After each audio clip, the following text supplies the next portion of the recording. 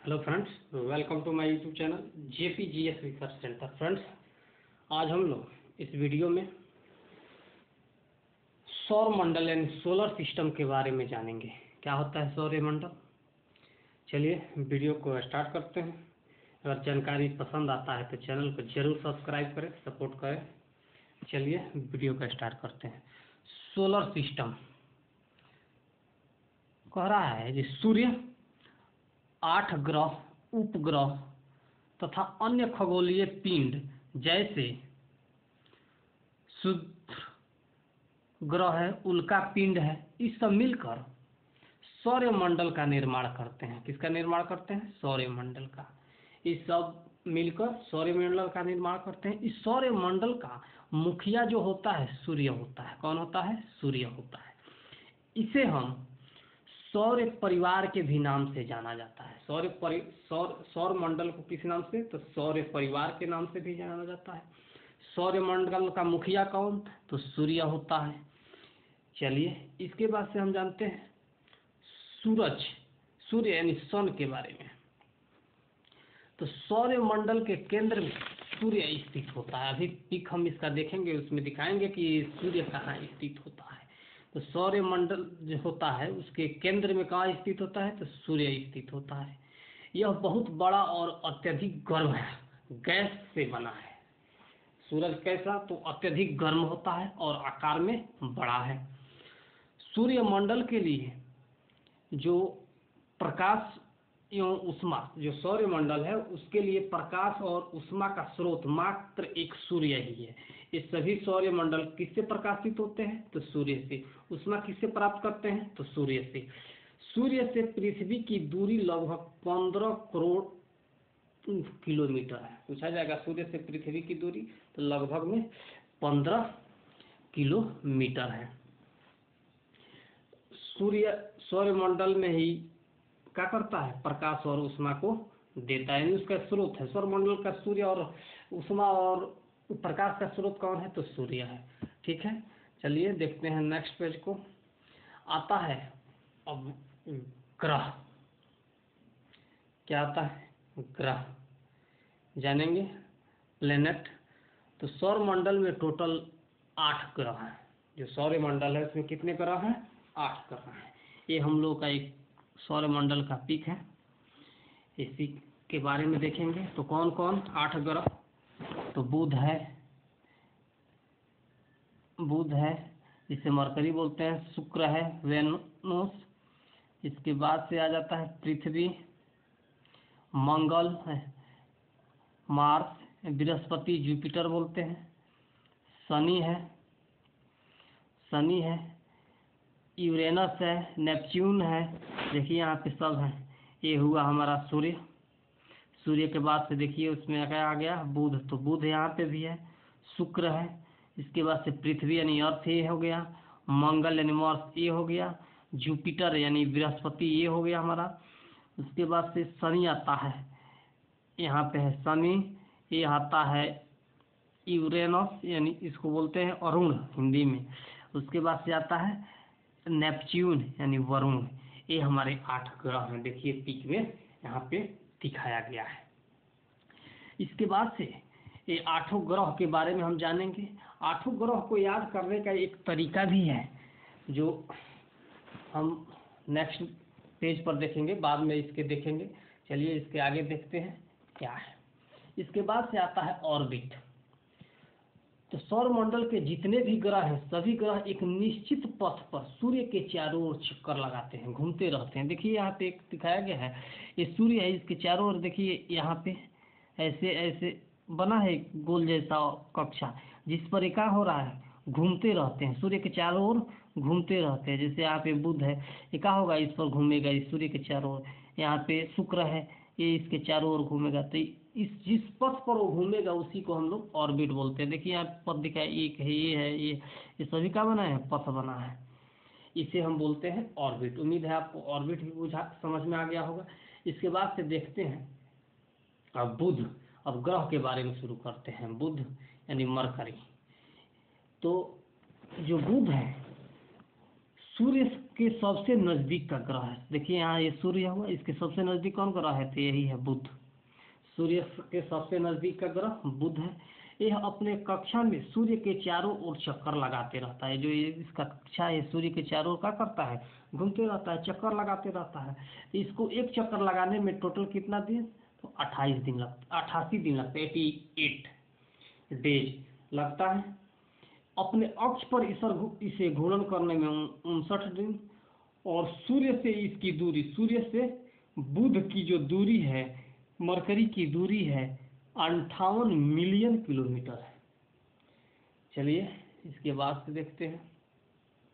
इसके बाद से आ जाता है शुक्र, क्या है, वेनस। देखेंगे सूर्य से, अगर यहाँ सूर्य है, इसके दूरी के हिसाब से हम देखें तो सूर्य से दूरी के हिसाब से पहले, इसके बाद से आता है बुध, उसके बाद से आ जाता है शुक्र, यानी दूसरा ग्रह है। सूर्य से दूरी के हिसाब से शुक्र चौथा ग्रह है, तो दूसरा ग्रह है। यह पृथ्वी के आकार का ही होता है। किस रंग का होता है, पृथ्वी के आकार आकृति का होता है। यहाँ पे देखिए दर्शाया गया, पृथ्वी के आकार या आकृति का होता है। इसे पृथ्वी के जुड़वा ग्रह भी कहते हैं। पूछा जाएगा पृथ्वी का जुड़वा ग्रह किससे कहते हैं, तो शुक्र को कहते हैं। किसको कहते हैं, वेनस को कहते हैं, शुक्र को कहते हैं। यह सूर्य के चारों ओर एक परिक्रमण करने में कितना दिन लेता है, कौन, तो शुक्र, बुध नहीं, शुक्र भी सूर्य के चारों ओर ऐसे घूमता होगा इस ऑर्बिट में, अपने कक्ष में ऐसे क्या होगा, घूमता होगा। तो इसको कितना समय लगता है एक परिक्रमण करने में, तो इसको लगता है 255 दिन। कितना, 255 दिन। चलिए, और अपने अक्ष पर इसे घूमने में कितना दिन लगता है, तो 243 दिन, 243 दिन लगता है। यह सबसे गर्म ग्रह है। सूर्य के पास नजदीक में कौन है, तो बुध है, इसके बाद में शुक्र है, लेकिन यह सबसे गर्म ग्रह किसको माना जाता है, तो शुक्र को माना जाता है। और दूरी के हिसाब से तीसरा ग्रह है। और सूर्य से इसकी दूरी कितनी है, सूर्य है, इसकी दूरी कितनी है, तो इसकी दूरी है 108 मिलियन किलोमीटर इसकी दूरी है। चलिए इसके बाद से हम जानेंगे अर्थ के बारे में। तो शुक्र के बाद का आता है, यहाँ पे देखिए है अर्थ। तो सूर्य से दूरी के हिसाब से जो अर्थ है वो तीसरा ग्रह हुआ। पहला बुध, दूसरा शुक्र और तीसरा अर्थ यानी पृथ्वी। पूछा जाएगा दूरी के हिसाब से तीसरा ग्रह कौन सूर्य से, तो होगा पृथ्वी यानी अर्थ।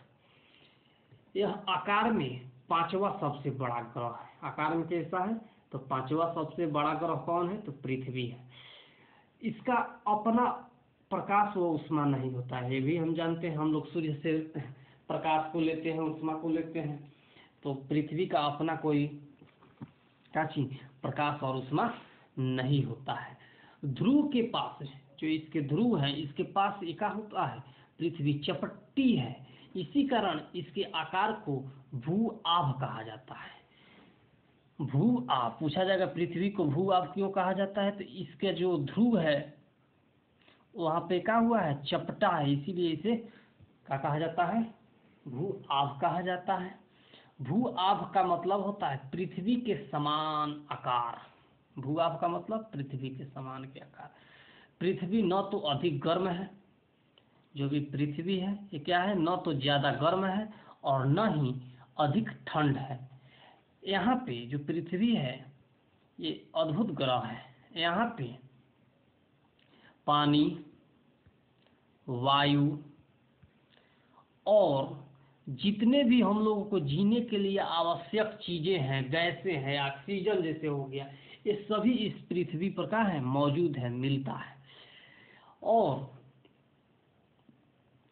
सौर मंडल के सबसे अद्भुत ग्रह इस पृथ्वी को माना जाता है। ठीक, इसके बाद से अंतरिक्ष से देखने, जो पृथ्वी है इसको हम अंतरिक्ष से देखते हैं तो ये किस तरह का दिखाई देता है, तो हमें नीला रंग का दिखाई देता है। पूछा जाएगा पृथ्वी को अंतरिक्ष से देखने पर किस कलर का दिखाई देता है, तो नीला कलर का दिखाई देता है। कौन सा कलर बाबू, नीला कलर, नीला कलर दिखाई देता। क्यों आखिर ये नीला कलर क्यों दिखाई देता है पृथ्वी? तो क्योंकि इस पृथ्वी के 2/3 सतह पानी से ढकी है। जो ये पृथ्वी है इसके 2/3 सतह यानी 2 हिस्सा में क्या है? पानी है, और 1 हिस्सा पर लोग बसे हैं यानी देश बसा हुआ है। इसीलिए इस पानी के कारण ये पृथ्वी का दिखाई देता है, नीला दिखाई देता है। इसे नीला दिखाई देने के कारण इसे हम नीला ग्रह भी बोलते हैं। पूछा जाएगा नीला ग्रह किसे? तो पृथ्वी को। अच्छा, यहाँ से सूर्य की प्रकाश पृथ्वी तक आने में, सूर्य की प्रकाश जो होता है बहुत गर्म होता है। तो सूर्य से जो प्रकाश है यहाँ तक आने में, कहाँ तक? तो पृथ्वी तक आने में कितना, वो किस रेशियो से चलता होगा प्रकाश जो यहाँ पहुँचता होगा?